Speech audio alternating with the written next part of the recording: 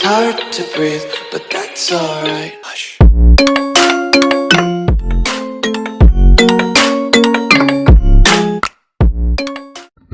Hello everyone. Last lecture में Excel के हमने फॉर्मूलाज देख लिए थे एंड और के। यहाँ पर एंड हमने लगाया था और फॉल्स और ट्रू में आंसर आ रहे थे। और में भी सेम चीज था, एंड बोल रहा था कि सभी कंडीशन सही होगी तो ट्रू आएगा, अन्यथा फॉल्स आएगा। और में ऑपोजिट काम हो रहा था, सभी कंडीशन गलत होगी तो ही फॉल्स आ सकता है, एक भी सही होगी तो ट्रू आएगा। नेक्स्ट आते हैं अब हम इसका यूज करने के लिए कि एंड और का यूज होता क्या है। तो इतना तो हमें अभी तक अंदाजा हो गया होगा कि सभी सब्जेक्ट को अगर चेक करवाना है और उसके हिसाब से मुझे पास या फेल देना है तो मैं एंड का यूज करूंगा। ये तो हमने जान लिया है इस चीज में, क्योंकि सभी सब्जेक्ट में अगर पास होगा तभी पास लिखा हुआ आएगा। पहले हमने इफ के द्वारा निकाला था कि केवल परसेंटेज चेक करवाए थे हमने और उसके हिसाब से पास या फेल दिया था, सब्जेक्ट चेक नहीं करवाए थे। सब्जेक्ट के लिए क्योंकि इफ की कंडीशन क्या थी कि वो केवल एक ही सेल चेक करवा सकता है और सब्जेक्ट की यहाँ पर 4 सेल है, तो ये चारों सेल सिलेक्ट नहीं हो पाएगी इफ के अंदर। ये हमने प्रीवियस लेक्चर्स में देखा था। एंड हमें चारों सेल्स सिलेक्ट करने की सुविधा तो दे रहा है, बट वो पास या फेल नहीं लिखने दे रहा है। तो मीन्स ऐसा आपको कुछ करना है कि आपको इफ भी मिल जाए और एंड भी मिल जाए, और इससे आप पास या फेल का आंसर निकाल लें। इसको थोड़ा सा रिमूव कर देते हैं पहले। तो अब यहां पर हम एंड और इफ दोनों का मिक्सचर ऐसा कुछ करेंगे जिससे हमें यहां पर रिजल्ट आराम से मिल जाए और वो रिजल्ट में सभी सब्जेक्ट चेक भी हो जाए। तो इसके लिए हम एक नई चीज यूज करते हैं जिसे कहते हैं नेस्टेड फॉर्मूला। जब भी कभी कंप्यूटर में आप नेस्टेड वर्ड सुनेंगे तो नेस्टेड वर्ड यूज में आता है बेसिकली अगर एक चीज के अंदर कोई से हम दूसरी चीज स्टार्ट कर दें, वो कहलाता है हमारा नेस्टेड। तो नेस्टेड फॉर्मूला वही काम करेगा यहाँ पर। तो इसलिए हम रिजल्ट यहाँ पर निकालेंगे, यहाँ टाइप करेंगे रिजल्ट। अब इसमें हम शुरुआत करेंगे इफ से, क्योंकि हमें चाहिए पास या फेल लिखा हुआ। तो इफ ऐसा फॉर्मूला है जो हमें सुविधा देता है हमारे हिसाब से रिजल्ट देने की। मैं यहाँ पर पास या फेल लिखा हुआ चाहता हूं तो इसलिए मैं इफ का यूज करूंगा। बट अब मुझे एंड भी चाहिए, तो मैं क्या करूंगा, जो मेरा कंडीशन वाला भाग है जहां पर मैं पहले परसेंटेज को चेक करवा रहा था वहां पर अब मैं पुट कर दूंगा एंड का फॉर्मूला।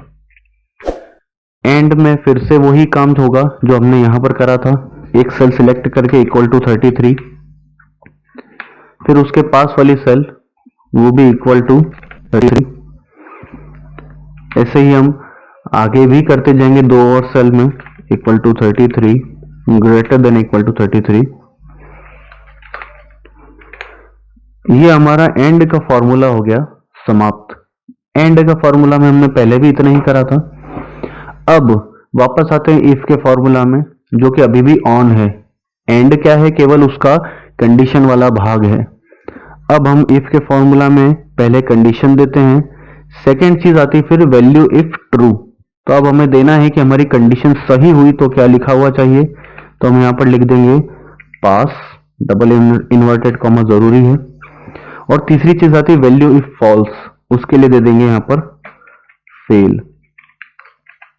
और अब ब्रैकेट बंद करेंगे एंड का और इफ का दोनों का। एंड का तो हमने यहीं पर ही कर दिया था, इफ का ब्रैकेट भी बंद हो चुका है। तो हमने पहले इफ लगाया यहां पर, और इफ में हमने क्या करा, एंड को कंडीशन के रूप में दिया जिसमें हमने सभी चीजें चेक करवा ली, चारों सब्जेक्ट मेरे 33 से बड़े होने चाहिए, और फिर दे दिया पास या फेल। अगर एंड में एक भी कंडीशन गलत होती है तो एंड आंसर देगा फॉल्स। और इफ का क्या रूल होता है कि अगर ये कंडीशन वाला हिस्सा फॉल्स आ जाए तो वो थर्ड वाली चीज प्रिंट करवा देता है, अगर ये सही आता है तो सेकंड वाली चीज। तो यहां पर दोनों मिलकर काम करेंगे हमें, और हम एंटर करेंगे तो आ गया फेल, क्योंकि एक न एक सब्जेक्ट हमारा कम आएगा ही सही। यहां पर आ रहा है पास क्योंकि परसेंटेज के हिसाब से तो वो पास है, बट सभी सब्जेक्ट देखे जाएं तो वो रियल में फेल है।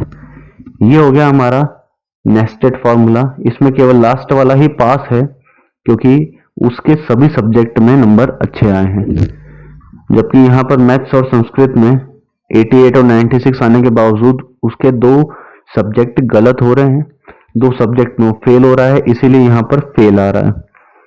सेम बाकी जगह भी रहेगा, यहाँ पर सभी सब्जेक्ट में पास है एक्सेप्ट इंग्लिश, उसमें भी फेल आ गया है। तो ये हो गया आपका फॉर्मूला जिससे आप कभी भी पास या फेल बता सकते हैं इजीली, और इसमें सभी सब्जेक्ट भी आपके चेक हो जाएंगे, कोई दिक्कत नहीं आएगी।